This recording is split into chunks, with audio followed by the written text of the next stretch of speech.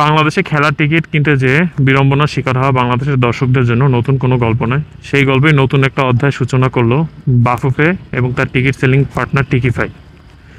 তো আসন্ন বাংলাদেশ এবং সিঙ্গাপুরের মধ্যকার ম্যাচের যে খেলাটি, সেই খেলার টিকিট বিক্রি করার দায়িত্ব বাফুফে দিয়েছিল টিকিফাইকে। কিন্তু টিকিফাইয়ের খুবই দুর্বল ওয়েব ব্যবস্থার কারণে দর্শকরা ভয়াবহ এক বিড়ম্বনার মধ্যে পড়েছে এবং পরবর্তীতে এই খেলার টিকিট দর্শকরা পাবে কি না ঠিকমতো, সেটা নিয়েও এখন যথেষ্ট সন্দেহ আছে। তো যথারীতি 24শে মে টিকিফাই বাফুফের ঘোষণা মোতাবেক 12টার সময় টিকিট লাইভ করার কথা ছিল, কিন্তু তাদের দুর্বল ব্যবস্থাপনার কারণে তারা 12টায় টিকিট লাইভ করতে পারে না এবং 8টায় যে টিকিট লাইভ করে রাত্রেবেলা। কিন্তু মাত্র 3 ঘন্টা টিকিট বিক্রি করার পরেই তাদের সার্ভার ডাউন হয়ে যায় এবং তারা দর্শকদের সামনে একটা অজুহাত দেখায় যে তাদের উপর সাইবার অ্যাটাক হয়েছে, যে কারণে তাদের সাইটটি ঝামেলার সম্মুখীন হয়েছে। তো এরপরে তারা তাদের ফেসবুক পেজে মেসেজ দেয় যে 24 ঘন্টার ভিতরেই তারা এই জিনিসটাকে সলভ করবে এবং টিকিট আবার লাইভ করবে।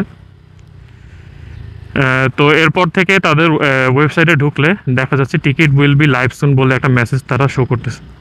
তো 2 দিন ধরে অলরেডি সেই মেসেজটাই তারা শো করতেছে, টিকিট উইল বি লাইভ সুন।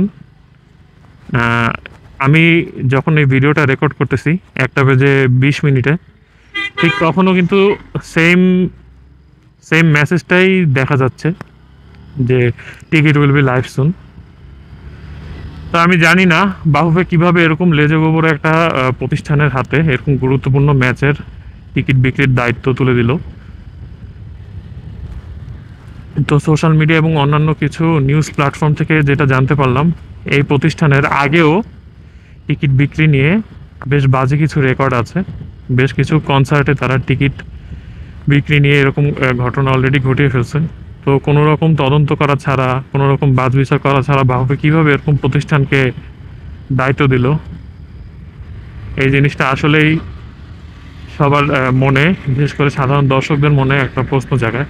যা আমি চিন্তা করেছিলাম যে এই খেলাটা আপনাদেরকে নিয়ে স্টেডিয়ামে যেয়ে দেখব।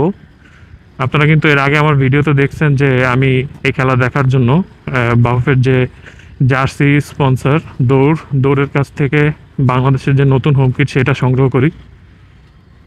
কিন্তু এখন আমি আসলে সন্দিহান আছি যে খেলাটা মাঠে যেয়ে দেখতে পারবো কিনা, হামজা শামিদদের খেলা, এবং আমার খুবই জিনিসটা নিয়ে মন খারাপ এবং প্রত্যেকটা বাংলাদেশের জনগণ কিন্তু এটা নিয়ে মনক্ষুণ্ণ আছে। তো এরকম দুর্নীতি যে আর কতদিন চলবে বাংলাদেশের খেলায়, সেটা শুধু উপর আল্লাহই ভালো জানেন। তো আশা করি বাফুফের অচিরেই সুবুদ্ধি হবে এবং দর্শকদের কাছে তারা টিকিটগুলো অ্যাভেলেবল করবে।